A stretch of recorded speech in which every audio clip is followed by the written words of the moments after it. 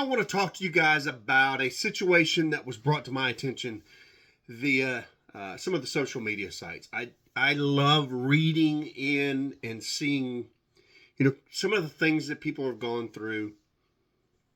Not because I like pain or anything like that, but because I've seen a lot of the stuff and I have a lot of knowledge on some of the stuff, and I like to see how other people react in the whole 9 yards.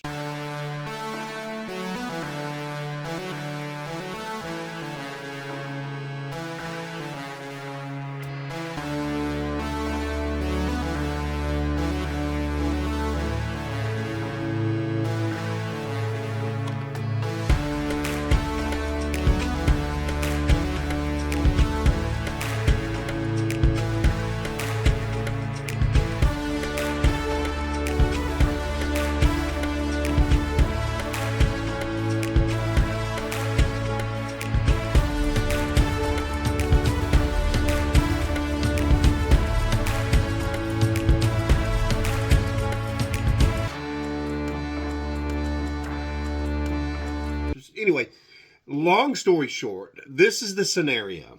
A relatively new party rental planner or equipment provider was approached by a small city, and they offered this particular person exclusive rights to their festival that they were starting. Now, the city is a small city, it has about 1,500 people, and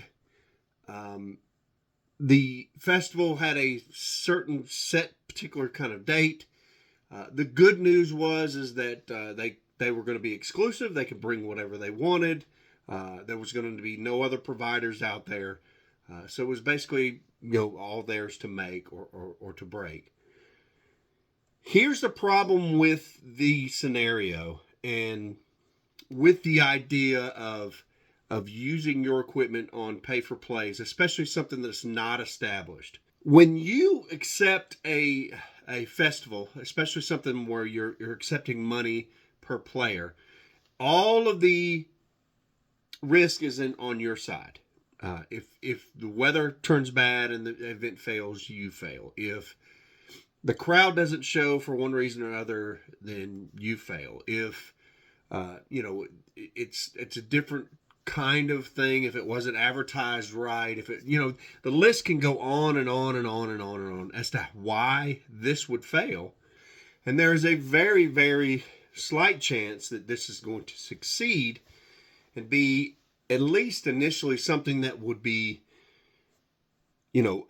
considered a success and would be very profitable for somebody.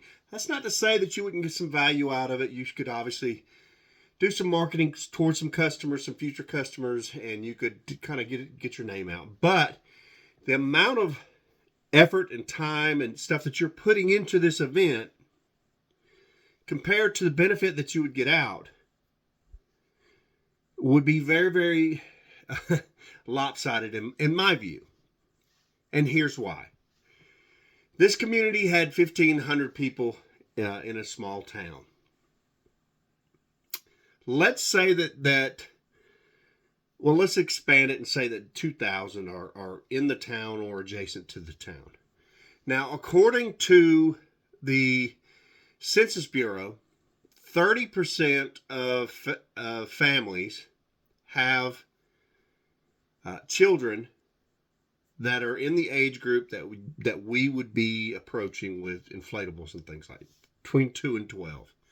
You can go a little older, you can go a little younger, you can go, but we're talking about 2 and 12. So of 2,000,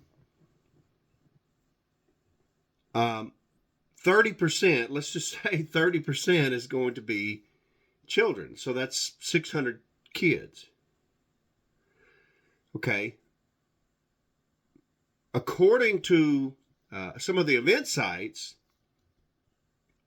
1 in 12 people who are interested in an event actually go to an event. So of the people who are of age and of the ones that would actually show up, there's only going to be about 8 out of every 100, which means you're going to have about 40 kids. Now, if you charge, $5 a head, you could make, a couple $100. $10, you'd make $400. The manpower that it would take to run this event alone would eat every single bit of that money up. So looking at this from outside, just kind of staring in, a new event, relying on whatever advertising that they were doing in the community. If they don't have money to pay you, they don't have money to advertise. So you're going to be stuck with a situation where it doesn't have a whole lot of room for success, and you're going to put a lot of time and a lot of effort and a lot of manpower into an event that is not going to be able to produce. And even if you do include some future rentals and stuff that you may get off of it, you're still not looking at near enough for this kind of to be enough. So what do you do in that kind of event? You want to be a part of the community. You want to be a part of it. What do you do to kind of mitigate some of those risks and create an opportunity so that you could do? Well, this is what I would do. I would approach them and say, listen, I can do this, but I can't do this and me take all the risks. So what I'm willing to do is I'm willing to bring, a couple, 3 pieces, 4 pieces, whatever you're willing to do. And it's going to cost you $800. And anything we do above $800, we'll split. And anything that we do, below 800, I'll keep, or, whatever. However you want to work that part of it. But you need to guarantee that you're going to receive some money out of this, just so that you're not going backwards. Now, they may balk at this and they may say, no, we've got somebody else that will do it for this or that or the other. And honestly, to tell you the truth, that, that's probably the best thing for them if they can find somebody to do that. But it's not the best thing for you. So you can walk away from that, and you can also offer them some other solutions, like finding some sponsors that would pay, at least some of the money. I know that in the past, I have gone to real estate agents and banks and things like that, and they will literally pay you to get out of their office. So, they are probably the ones, and you can exchange some of their advertising. This unit is sponsored by ABC Realty, or what Hometown Bank, or whatever you want to do. And I do know that Walmart, if there's a local Walmart, they have to give a certain amount of money to the community. Now, I don't suggest that you approach these people by yourself. I would take whoever's coming from that organization and say, listen, you have to come with me, and we're gonna do some sponsorship forms, and the money's gonna go to you, and then you could pay me, just so that everything is on the up and up and everything is on the clear. That would be, one of the better ways for you to kind of, and again, it's going to take you a lot of footwork, but on the flip side of it is that you get to do the event, and it is not a risk on your side, and they get to have, everything, and then everybody kind of shares in the cost, and everybody shares in the risk, and it's not something that is dumped wholly on you.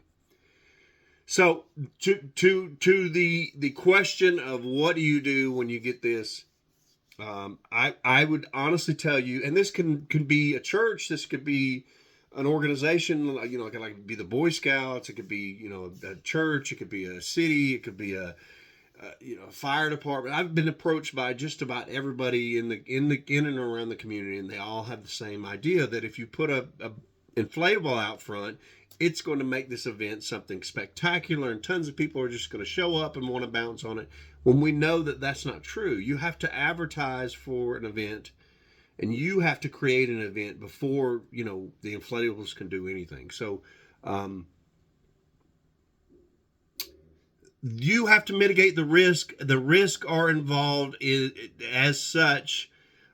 If it's an established event and they could show that they got years of service and they got X amount of crowd and things like that, a lot of the risk goes away, but it doesn't take it all away. There's still weather to be concerned about, and tons of other things.